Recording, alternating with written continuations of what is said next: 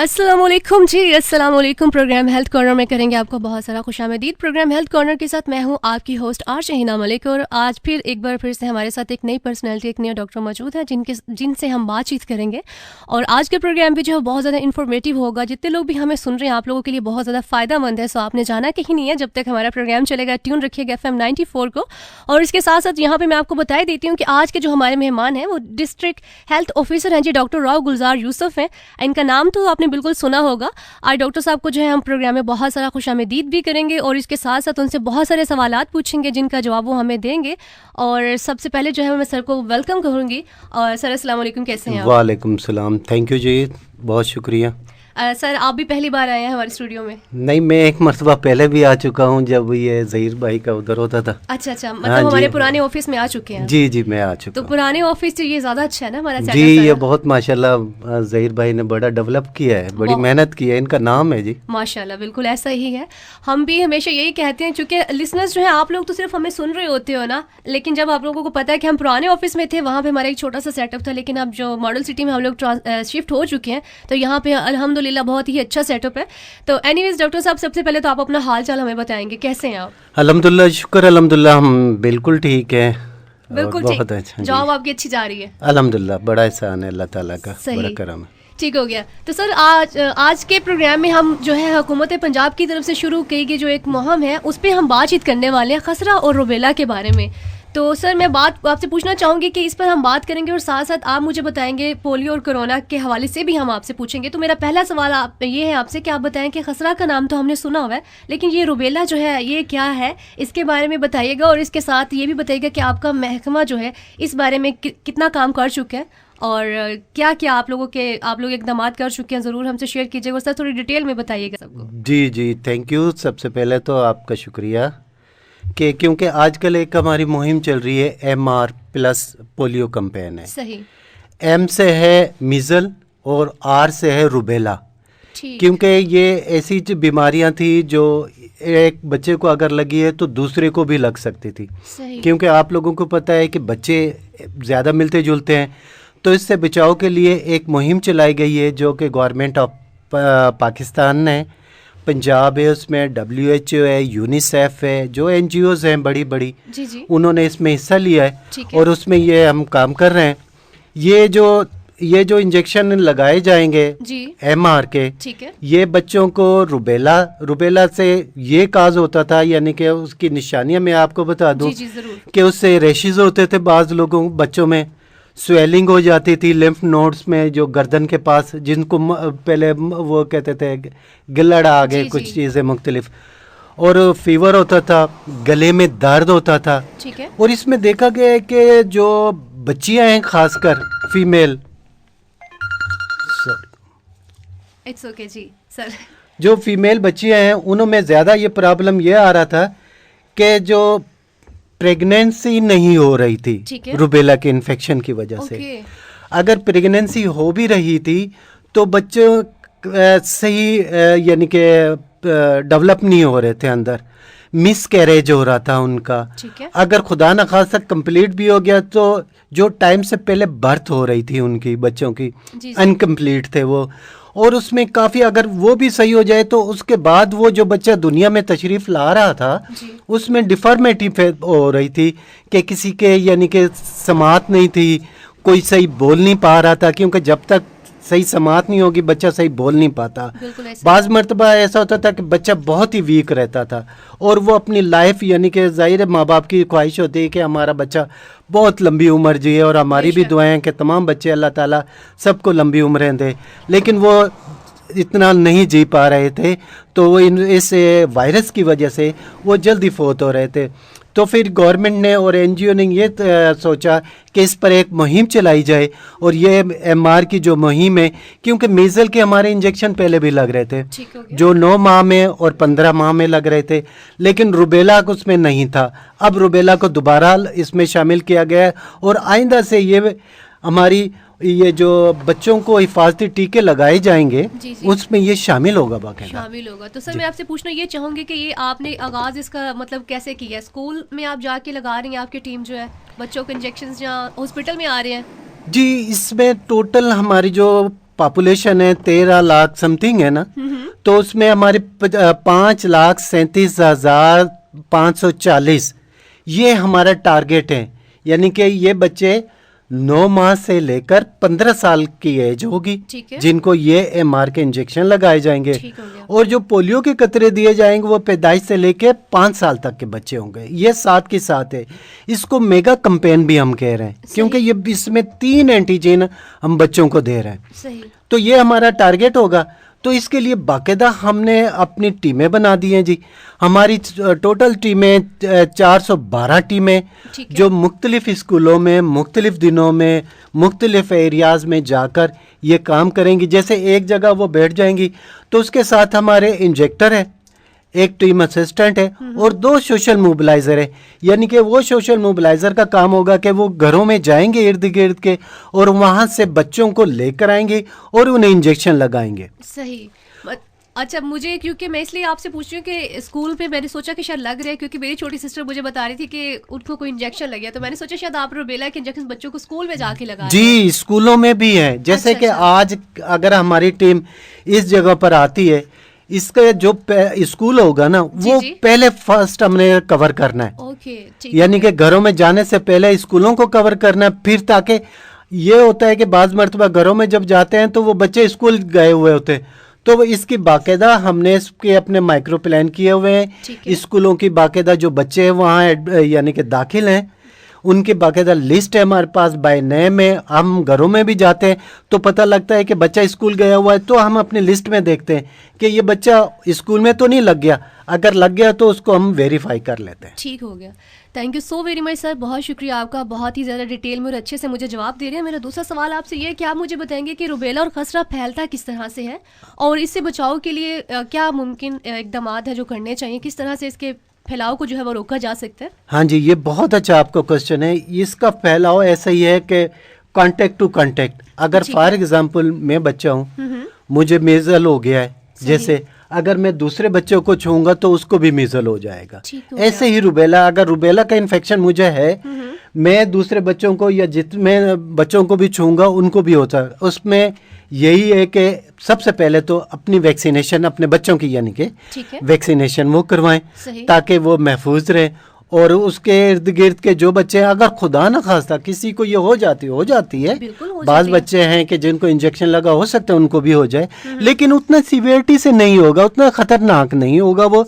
उससे बचाव का यही तरीका है कि अपने बच्चे को महदूद रखें, मेल जोल से महदूद रखें। अगर घर में और भी बच्चे रहते हैं उनसे एहतियात करें, उसके लिए उसका तौलिया वगैरह उसके जो चीज़ें वो अलग से रखें ताकि दूसरा बच्चा उसको कांटेक्ट ना कर पाए। यानी ये बीमारी ऐसी है कि बहुत जल्दी फैलती है, आपके कहने का मकसद? जी, ये बहुत जल्दी फैलती है जी, छूने से। मेरा आपसे एक सवाल और है, आप मुझे काइंडली बताइएगा कि जो बीमारी है रुबेला, इससे जो फीमेल है, जो प्रेग्नेंट वुमेन है, उनमें क्या इसके जो है असरात मुरतब होंगे, उनको भी कोई साइड इफेक्ट होगा जो प्रेगनेंसी में होंगी? जी बिल्कुल, ये इसीलिए तो हमने ज़्यादा जोर इसीलिए 15 साल तक का रखा है ताकि जो बच्चियां हैं उनको ये इंजेक्शन लग जाए। क्योंकि इसमें वो यही रहा था कि जो प्रेग्नेंट औरतें हैं उनमें जो रुबेला का वायरस था वो जब इन्फेक्शन करता है तो उसमें से मिसकैरेज हो रहे थे। यानी कि मिसकैरेज उनके हो रहे थे, फीटल डेथ हो रही थी। फीटल डेथ वो होती है जो यूट्रस में ही पेट के अंदर ही डेथ हो जाती है, वो हो रही थी उसी। दूसरी कंजेनाइटल रुबेला सिंड्रोम हो रहा है। कंजेनाइटल ये बड़ी बीमारी होती थी बच्चों में। ये कंजेनाइटल उसका ये होता है कि उस बच्चे का दिमाग भी ख़त्म हो सकता है और अल्टीमेटली उसकी डेथ हो जाती थी। तो ये प्रेग्नेंट औरतों में ज़्यादा ये असर आ रहा था, तो इस वजह से ये मुहिम चलाई गई है जी। इसको CRS कहते हैं, कंजेनाइटल रुबेला सिंड्रोम। ठीक है, ओके। तो डॉक्टर साहब, आपकी कितनी टीम है जो इस मुहिम को चला रही हैं और कितने सेंटर इस हवाले से बनाए गए? अब खुशाब में भी बताइएगा और वैसे खुशाब के अलावा पाकिस्तान में भी कहाँ इसके सेंटर वाक़ हैं वो भी ज़रूर बताइएगा। देखिए जी, मेरी जो डिस्ट्रिक्ट खुशाब में है 412 टीमें हैं। ठीक है। और इसमें तमाम मेरे जो हेल्थ फैसिलिटी हैं यानी कि DHQ, हमारे तमाम THQ, ठीक है, हमारे तमाम RSC, हमारे तमाम BHU या RDCD वगैरह जो हमारी हैं रूरल डिस्पेंसरियां, जी जी, वो भी हमारे सेंटर हैं, ठीक है। वहाँ पर भी हमारी टीमें बैठी हैं। इसके अलावा मोबाइल हमारी टीमें आउटरीच उसको कहते हैं, जो मोहल्ले में जाकर लोग बच्चों को ये इंजेक्शन लगा रही है। जैसे हमारे ज़िले में है ऐसे ही जाहिर है वो पूरे पाकिस्तान में भी है, हर सूबे में, हर तहसील में, हर डिस्ट्रिक्ट में इस हिसाब से टीमें बनी हुई होंगी। जी ठीक हो गया। तो सर ये कब से आपने ये काम स्टार्ट किया, कितना टाइम हो चुका है? ये मुहिम हमारी 15 नवंबर से लेकर 27 नवंबर तक जारी रहेगी जी। ठीक है। 15 नवंबर से शुरू होगी और अल्हम्दुलिल्लाह मज़े की बात है कि इसमें जो हमारा डेली का टारगेट था 44,740, अच्छा, अल्हम्दुलिल्लाह इससे ज़्यादा हम कवर कर रहे हैं। पहले दिन की मैं कवरेज अगर आपको बता दूं तो 111% है, यानी कि हमने 100 अपने टारगेट से 11% ज़्यादा लिया।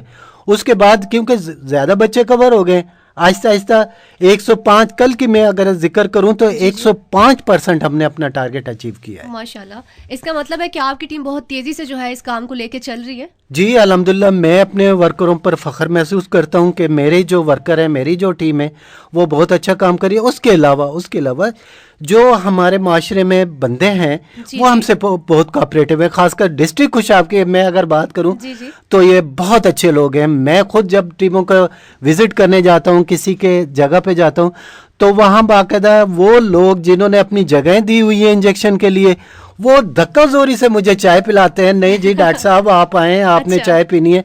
बड़ी मेहमान नवाजी करते हैं और बहुत अच्छा कोऑपरेट कर रहे हैं हमारे साथ। एक्चुअली बात सर ये है कि जो हमारे खुशाब के लोग हैं ये वाकई बहुत मेहमान नवाज और अच्छे लोग हैं। और जी जी, अच्छा तो सर यहाँ पे मैं आपसे ये भी पूछना चाहूँगी, मुझे वैसे आप पहले तो ये बताएं ना कि आप भी खुशाब से हैं या बाहर किसी और शहर से हैं?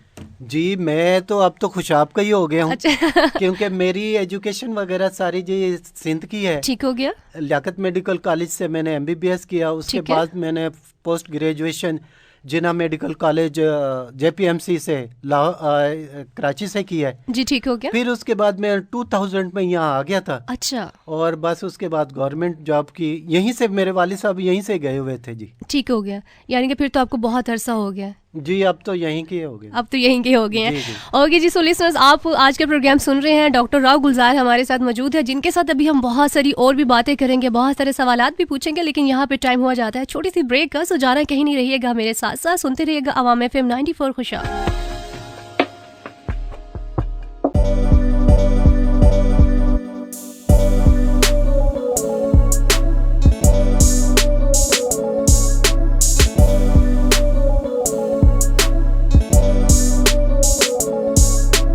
खुशामदीद प्रोग्राम आप सुन रहे हैं हेल्थ कॉर्नर। आज के हमारे मेहमान हैं डॉक्टर राव गुलजार, जिनके साथ जो है हम बहुत सारी आपके लिए बातचीत कर रहे हैं। खसरा पे हमने बात की है, रबेला पे हमने बात कर ली है, और यहाँ पे जो है वो डेंगू की बारी आ रही है, क्योंकि ये भी बड़ी तेज़ी से फैल रहा है। तो मैं सर से पूछना चाहूँगी कि इस हवाले से क्या एहतियाती तदाबीर करनी चाहिए, किस तरह से इससे हम बच सकते हैं? जी इससे बचने का तो यही तरीका है कि आप लोग यानी कि जो बच्चे हैं स्कूलों में जब वो जाएं तो फुल स्लीव्स के कमीज़ें पहने। ठीक है। और ख़ासकर ये जो बाइट करता है ना, ये अर्ली मॉर्निंग करता है और मगरिब के टाइम, इवनिंग के टाइम, ये टाइम है इसका। जी इसमें बच्चे मॉस्पिल वगैरह इस्तेमाल करें ज़्यादातर। घरों में जो दरवाजे हैं वो जालियों के लगवाएं ताकि मच्छर अंदर ना जा सके। सही हो गया। और घरों में अगर ये पानी वानी के गमले वगैरह इनको खाली करके रखें, उसमें पानी ना हो, क्योंकि ये मच्छर उसमें भी ये साफ पानी में पैदा होता है। अच्छा से साफ पानी में पैदा होता है। ये बड़ा सोफिस्टिकेटेड है, मैं इसको कहता हूं। जी सही हो गया जी। फिर तो ये मच्छर वाकई वैसे खतरनाक भी है। बिल्कुल जी जी, ये बहुत खतरनाक है जी। इससे बुखार होता है। इसके दो किस्म के बुखार होते हैं। अच्छा। एक तो सिंपल बुखार होता है, ठीक है। एक हेमरेजिक फीवर होता है। हेमरेजिक फीवर यानी कि उसमें ब्लीड करना शुरू ये कर देता है, क्योंकि इसके बाइट से ना प्लेटिलेट्स कम होना शुरू होते हैं। प्लेटिलेट्स जो होते हैं हमारे खून का एक जूस है जो कि खून को यानी कि रोकने में मदद, जमाने में मदद करता है। वो जब ये उसमें ये कम होना प्लेटिलेट्स होते हैं तो कहीं से भी वो ब्लीडिंग करना शुरू कर देता है। ठीक हो गया। और फिर उसमें बड़ी खतरनाक होती है जी ये। और सर जो दूसरा फीवर वो वैसे सिंपल होता है। वो इसका यही है कि अगर सिम्टोमेटिक उसको ट्रीट करना है, इसकी कोई स्पेसिफिक ट्रीटमेंट नहीं है।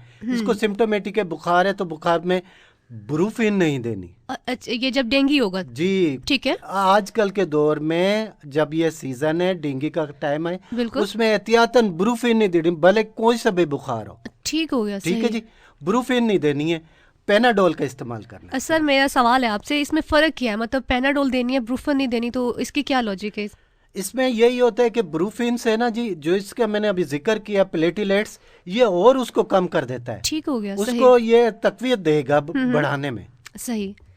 तो बहुत शुक्रिया सर आपका। और इसके साथ ही आप मुझे ये भी बताएंगे कि डेंगू की अलामात क्या है और इससे बचाव जो है वो कैसे मुमकिन है? जी, डेंगू की तो यही अलामात हैं कि बुखार होगा जी, उसको जिस्म पर रेड निशानात शुरू हो जाते हैं उसके। ठीक है। शिवरिंग होगी उसकी। ठीक हो गया। ये निशानियां हैं सर शिवरिंग वगैरह तो ये तो सर्दी वगैरह, सर्दी, जी जी, लेकिन ये मलेरिया में भी ऐसा ही होता है ना? जी, मलेरिया में भी होगा, लेकिन इसका फिर यही है, जैसे वो डॉक्टर के पास जाएगा जी। ठीक हो गया। तो हम उसका एक टेस्ट कराते हैं। अच्छा, सही। डेंगू का टेस्ट होता है NS1, अगर वो पॉजिटिव आ गया तो इसका मकसद वो डेंगू है। और उसको आजकल जो लोग बाहर तो पहली बात तो नहीं सो रहे, अगर बरामदे वगैरह में कुछ लोग सो रहे हैं तो अपनी जो मच्छरदानी होती है ना, नेट कैट, जी जी, वो जरूर इस्तेमाल करें। सही। तो इसके अलावा इससे बचाव की सर कोई और एहतियात भी हो अगर आपके जहन में, तो आप वो भी हमें बता सकते हैं? जी, इसका यही है कि बस मच्छर से बचे, जैसे भी बचना है। बस मच्छर से बचना है। और मजे की बात ये, जी जी, जहाँ ये फीमेल मच्छर होता है जो काटता है और जिससे ये फैलता है। अच्छा अच्छा, फीमेल मच्छर होता है जी। ठीक हो गया, बहुत शुक्रिया, आपने इसका भी जवाब जो है बहुत ज़्यादा डिटेल से मुझे दिया। सर यहाँ पे अब जो है मैं सवाल आपसे पूछना चाहूँगी, कोरोना पे हम लोग बात करेंगे। तो कोरोना की बीमारी एक ऐसी है कि जब ये शुरू में पाकिस्तान में आई थी तो एक अजीब सा जो है खौफ और डर सब लोगों में फैल गया था कि पता नहीं खुदा न खास्ता ऐसा क्या हो गया।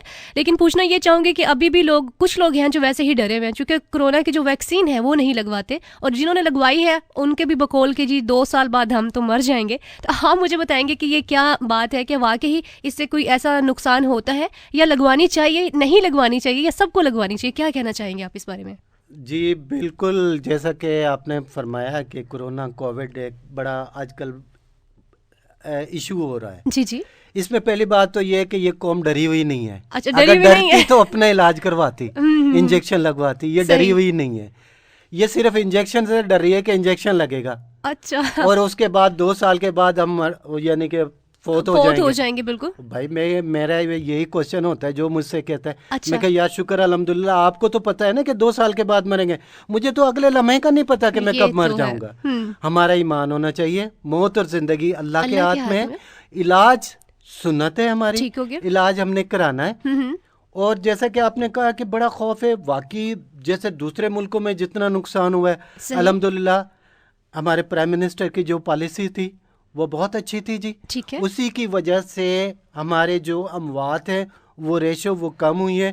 इसको WHO भी मानता है, इसको दुनिया के लोग भी मानते हैं कि पाकिस्तान की जो पॉलिसीज थी इसके बारे में वो बहुत अच्छी थी, इसमें कम नुकसानात हुए हैं हमारे। और ये सबसे मैं तो ये कहता हूँ कि अल्लाह ताला का करम था हमारे पर, जो हम इसी मुज़ीब बीमारियों से बचे रहे।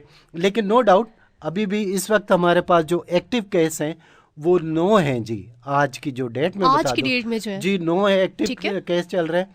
और ये घरों में होम आइसोलेशन है। ठीक है जी। और एक अंडर ट्रेस है जो एडमिट है, उसको थोड़ा सा है, लेकिन वो हो जाएगा इंशाल्लाह, बेहतर हो जाएंगे। अब इतना खतरनाक नहीं है, ठीक हो गया। लेकिन मेरी रिक्वेस्ट यही होगी मेरे तमाम बहन भाइयों से कि वो अपनी वैक्सीनेशन कराए। इसमें एक और बड़ी अफवाह है जी कि जी फीमेल अगर ये इंजेक्शन लगवाएगी तो वो मां नहीं बन पाएगी। जी जी बिल्कुल, ये भी सवाल उठते हैं। ये बिल्कुल फेक है जी। ठीक है, मैं दावे से कहता हूँ, रिकॉर्ड है मेरा, मैंने अपनी बेटी को भी लगवाई है, जिसकी उम्र वो अभी उसने MS या IT की है या नहीं। ठीक हो गया, जाहिर है कल उसने माँ भी बनना है, शादी होना है, उसको लगवाई है। मैंने अपनी बेगम को लगवाई है। अच्छा। मेरे वालिद साहब जिनकी एज तकरीबन 85 प्लस है, अच्छा, उनको भी लगवाई है। कुछ लोग कहते हैं ना बड़ों को नहीं, हाँ, उनको भी लगवाई है। मेरा बेटा जो कि इस वक्त यानी कि 12 एंड अबाव जो है उसमें, उनको भी मैंने सबको वैक्सीनेट, अपने सारे बच्चों को आपने लगवाई। मैंने इसी वजह से कराई है ताकि लोगों में इबाहम ना हो किसी बात का। सही, कोई ऐसी बात नहीं है, सबको वैक्सीनेशन करानी चाहिए। सही।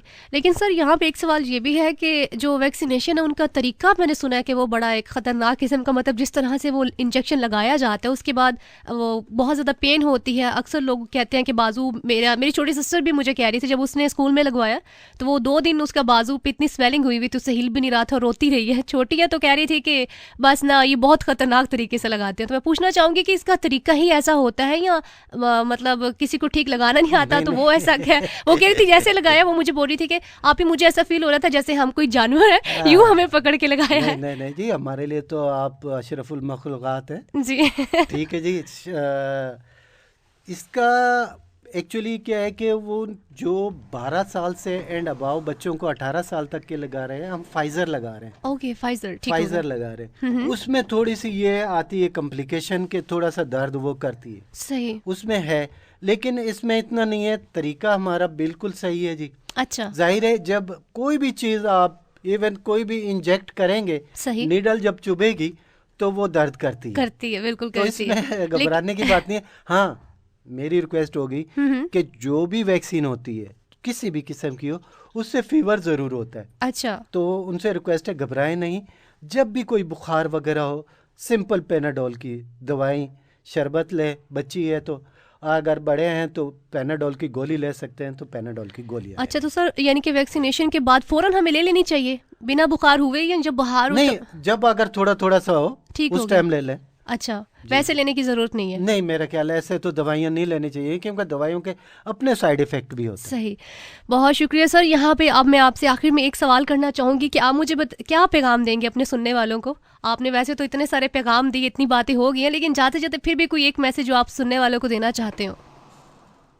मेरा तो पैगाम जी, कहते हैं कि मोहब्बत है जहाँ तक पहुँचे। अच्छा, तो मैं मोहब्बत करता हूँ अपनी आवाम से, अपने मुस्तकबिल से। मुस्तकबिल मेरा ये बच्चे हैं, अच्छा, जिनको हम वैक्सीन कर रहे हैं। ठीक हो गया। इनसे मुझे मोहब्बत है कि इनके बचाने के लिए जब भी हमारी हेल्थ टीम आपके घर पर नॉक करे, उनसे ताउन करें और अपने बच्चों को पोलियो से बचाव के खतरे, MR की जो कैंपेन है उससे ताउन करें और इंजेक्शन लगवाएं। अपने फूल जैसे बच्चों को इन मौलिक बीमारी से बचाएं।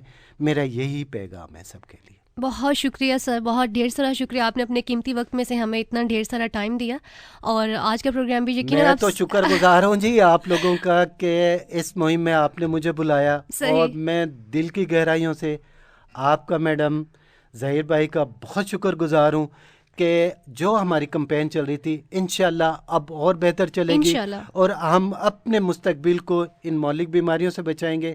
आपके तवज्जो से आपने जो हमसे ताउन किया, आपको इसका अल्लाह ताला जज़ाए खैर देगा, क्योंकि ये कार खैर का काम था। आपने इसमें अपना हिस्सा लिया, इसको अल्लाह ताला आपको जज़ाए खैर दे। Thank you. और सर इसके साथ आपसे जाते जाते ये भी पूछना बहुत ज़रूरी है कि आप मुझे बताएंगे कि आपको प्रोग्राम में आके कैसा लगा? पहला इंटरव्यू था आपका? मेरा सेकंड था। ओह, सेकंड था। ओके, तो फिर कैसा एक्सपीरियंस रहा आपका? वैसे तो काफ़ी इंटरव्यू दिए हैं, कल भी कुछ चैनलों वालों ने लिए थे। अच्छा। लेकिन माशाल्लाह यहाँ जो आपने अपना सेंटर डेवलप किया है, जी, जिसको कहते हैं कि रूह मेरी खुश हो गई है। अच्छा। क्योंकि एक तो जो आंखें होती है वो आंखें देखती हैं, बिल्कुल, और रूह फील करती है, और वो बहुत खुश हुई है, बहुत खुश हुई है। मतलब आप यहाँ पे आके सभी को कहेंगे, बाकी डॉक्टर्स को भी, कि उनको जरूर आना चाहिए हमारे प्रोग्राम में, आना चाहिए। देखें जी, पैगाम है आपके, अगर ये मेरे कोई भी अल्फाज किसी के कहते हैं, अगर अंदाज़े बयां चे अगर शौक नहीं है, शायद के उतर जाए तेरे दिल में मेरी बात। इस अवाम में मेरा अगर ये पैगाम उतर गया कि हमने बच्चों को वैक्सीन कराना है, बस मेरी ज़िंदगी का मकसद जो है हल हो जाएगा। तो जी, डॉक्टर राव गुलजार हमारे साथ मौजूद हैं और उन्होंने बता दिया कि उनकी ज़िंदगी का मकसद क्या है। और अब आपकी ज़िंदगी का मकसद, आपका काम ये बनता है कि जो वो कह रहे हैं, जो काम उन्होंने स्टार्ट किया अपनी पूरी टीम के साथ, आप लोगों को उनका भरपूर साथ देना चाहिए इस उनके काम में। और बहुत सर अच्छा लगा आपके साथ सीरियसली प्रोग्राम करके, बहुत ज़्यादा मेरे लिए भी बहुत ज़्यादा फ़ायदेमंद है। इसी तरह से हमारे तमाम लिसनर्स, तमाम चाहने वाले जो हमें सुन रहे होते हैं बहुत दूर दूर से, और पाकिस्तान से सुनते हैं, पाकिस्तान से बाहर बैठ के सुन रहे होते हैं, तो उन लोगों के लिए भी आज का प्रोग्राम उतना ही ज़्यादा इन्फॉर्मेटिव होगा। और मैं सिर्फ अब आपसे जो है वो इतना कहना चाहूँगी कि जनाब, मेरी अब मुलाकात होगी आपसे नेक्स्ट वीक एक न्यू पर्सनैलिटी के साथ, एक न्यू डॉक्टर के साथ होगी। तब तक आपने अपना बहुत सारा ख्याल रखना, स्पेशली अपनी सेहत का बहुत ख्याल रखें, क्योंकि जो हालात चल रहे हैं आजकल, हर कोई बीमार हो रहा है क्योंकि बारिश नहीं हो रही है, तो इस वजह से आपको अपनी उतनी ही ज़्यादा जो है वो अपनी केयर करनी चाहिए, अपना ख्याल रखना चाहिए। और हमारी पूरी टीम के लिए जो है वो दुआ गो रहिएगा। Thank you so very much. Allah हाफिज़, फ़ी अमान अल्लाह।